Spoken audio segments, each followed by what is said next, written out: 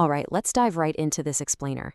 Now, if you've ever cooked with saffron, you already know it gives dishes this incredibly beautiful golden hue and a totally unique aroma. But modern neuroscience is discovering that this brightly colored kitchen spice might just hold a hidden key to better mental health and much, much deeper sleep. It turns out this ancient botanical is doing a whole lot more than just flavoring our food. We're currently facing a massive modern epidemic of anxiety, depression, cognitive decline, and poor sleep.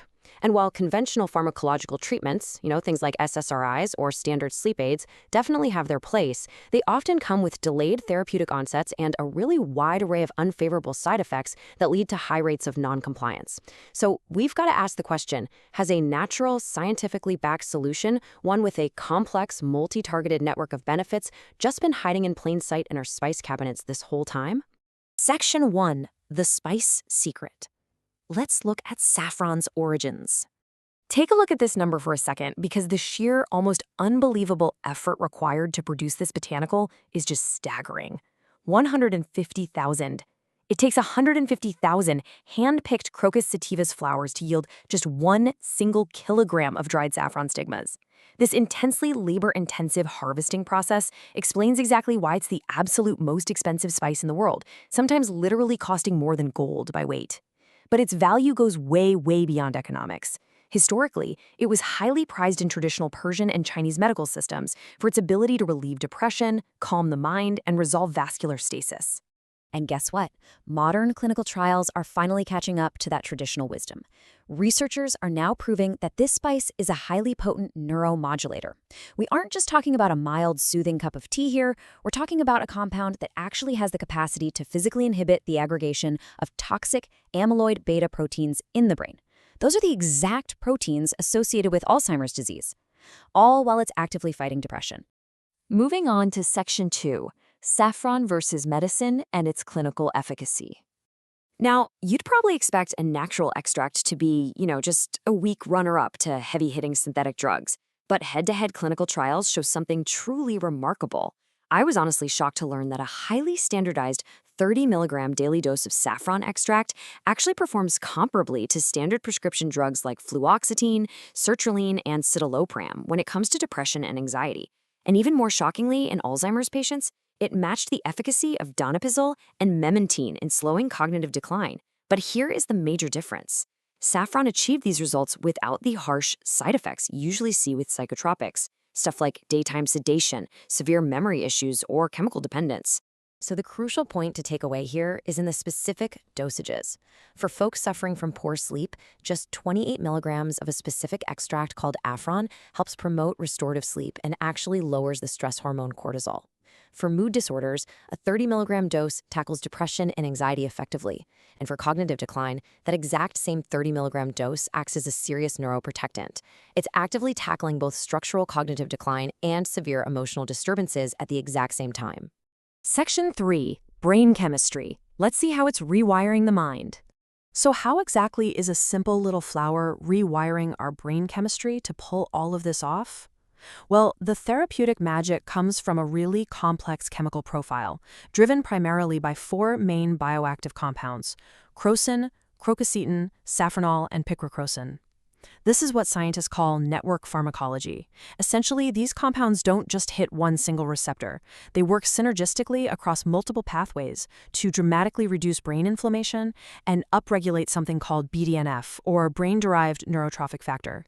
You can basically think of BDNF as miracle grow for your brain. It literally helps your neurons grow, branch out, and form brand new structural connections.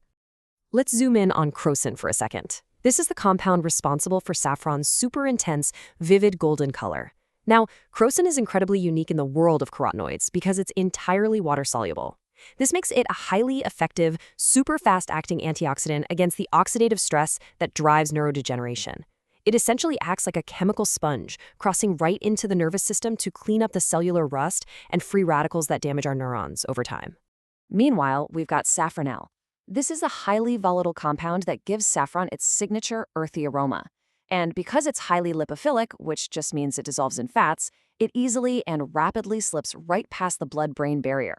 Once it gets inside the central nervous system, molecular docking studies show that safranal acts as a competitive inhibitor of dopamine and serotonin transporters. In plain English, it blocks the recycling of those chemicals, keeping those feel-good neurotransmitters active in your brain for much, much longer. Section 4. The gut-brain link. Let's look at this absorption paradox. Okay, here is a massive scientific twist that makes this botanical so fascinating. Despite all those immense documented benefits for the brain we just talked about, if you ingest crocin in its native state, your body actually cannot absorb it directly into the bloodstream. No way! Its native molecular structure is simply way too bulky to pass through your intestinal walls. And this right here brilliantly illustrates the sheer power of the gut-brain connection. When you ingest saffron, the crocin travels down to your intestines. There, your gut microbiome and specific intestinal enzymes actually have to act like tiny little sous chefs, physically chewing up the native crocin, a process called hydrolysis. They strip away parts of the molecule to transform it into a smaller lipophilic compound called transgrossidin. It's only then that this brand new molecule, transgrossidin, can cross through the intestinal wall, enter the bloodstream, and finally penetrate the blood-brain barrier. So this isn't just, a fun piece of trivia. It is functionally critical. Fascinatingly, if you suppress the gut flora in animal models, the rapid antidepressant and neuroprotective efficacy of saffron is dramatically reduced. Without a healthy, thriving community of gut bacteria to act as an engine for this whole chemical transformation, saffron's mood-boosting magic is virtually stopped right in its tracks. It's a true, literal partnership between a botanical and our own internal ecosystem. Which brings us to our final part, Section 5, Final Takeaways, covering dosage and quality. Let's see how all of this biochemistry actually builds into practical, everyday applications. If you're exploring saffron as a tool for your own wellness, the clinical science heavily points to a 30 milligram daily dose, or 28 milligrams if you're using specific patented extracts. But listen, quality absolutely matters here. You can't just sprinkle a random pinch of cooking saffron into your tea and expect clinical results. You really should look for highly standardized extracts, like Saffron, for example, which is standardized to greater than 3.5% leptosalinidicides. That ensures you get the exact, authentic fingerprint of those brain-boosting bioactive compounds.